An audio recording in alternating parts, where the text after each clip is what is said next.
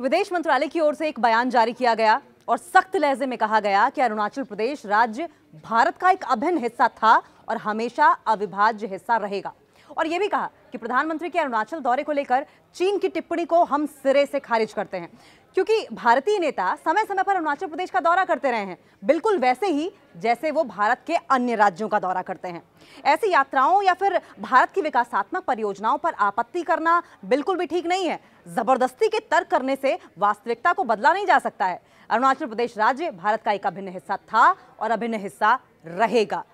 दरअसल चीन ने पीएम के अरुणाचल प्रदेश के दौरे से बॉर्डर पर अशांति फैलने का खतरा बताया और कहा कि इस विजिट से पूरा बॉर्डर इशू कॉम्प्लिकेट हो जाता है, क्योंकि अरुणाचल प्रदेश इस पूरे इलाके को चीन अपना इलाका मानता रहा है, इस पूरे इलाके को अपना हिस्सा मानता रहा। और चीन के हिसाब से अरुणाचल प्रदेश साउथ तिब्बत है, यानी कि दक्षिणी तिब्बत है, और उसका नाम जंगनान चीन ने दिया है। अब चीन ये कहता है कि इस इलाके पर भारत का अवैध कब्जा है। 1962 का युद्ध भी इन्हीं दावों को लेकर हुआ था।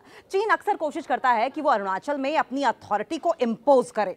प्रधानमंत्री नरेंद्र मोदी ने अरुणाचल प्रदेश का दौरा करके सेला टनल का उद्घाटन किया, जो चीन के मुंह पे एक तमाचा था, जोरदार तमाचा, क्योंकि सेला ने से जो चीनी फौजें थी वो भारतीय सेना के मूवमेंट, इंडियन आर्मी की स्ट्रेटेजी पर दूरबीन से नजर रखती थी और फिर उसी हिसाब से अटैक करती थी, अपना एक्शन प्लान बनाती थी। और अब टनल बन जाने के बाद ऐसा हो नहीं पाएगा, चीनी सेनाएं नजर रख नहीं कर पाएंगी।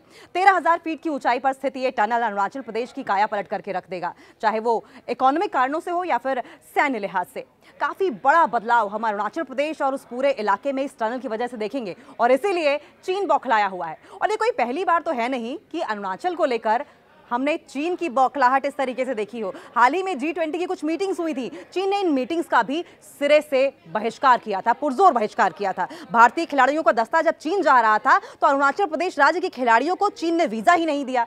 2021 में जब vice president Venkaiah Naidu Arunachal Pradesh visit करने गए थे तो चीन ने स्टेटमेंट जारी कर दी और अरुणाचल प्रदेश के 15 इलाकों के नाम बदलकर चाइनीज नाम रख दिए। 2017 में भी ऐसा हुआ था, जब चीन ने अरुणाचल प्रदेश के 6 इलाकों के नाम बदल दिए थे। चीन ने मनमोहन सिंह और जॉर्ज फर्नांडिस के अरुणाचल विजिट को लेकर भी कई गंभीर सवाल खड़े किए थे। भारत पर प्रेशर बनाने के लिए चीन ने बॉर्डर के उस पार रोड, रेल, टेलीकॉम इंफ्रास्ट्रक्चर बनाने में जुटी रहती हैं चीनी सेनाएं, ताकि जरूरत पड़ने पर अपनी आर्मी को इजीली मोबिलाइज कर सकें। लेकिन चीन को यह समझना होगा कि सेला टनल के उद्घाटन के ठीक बाद अग्नि 5 का परीक्षण करना, वो अग्नि 5 जिसकी जद में एक बार में ही पूरा का पूरा चीन आ जाएगा, भारत को चीन अब हल्के में लेने की कम से कम गलती तो ना करे, क्योंकि गलवान में और तवांग में तो हमने मुंहतोड़ जवाब देकर छोड़ दिया था। अब की बार हम बख्शेंगे नहीं।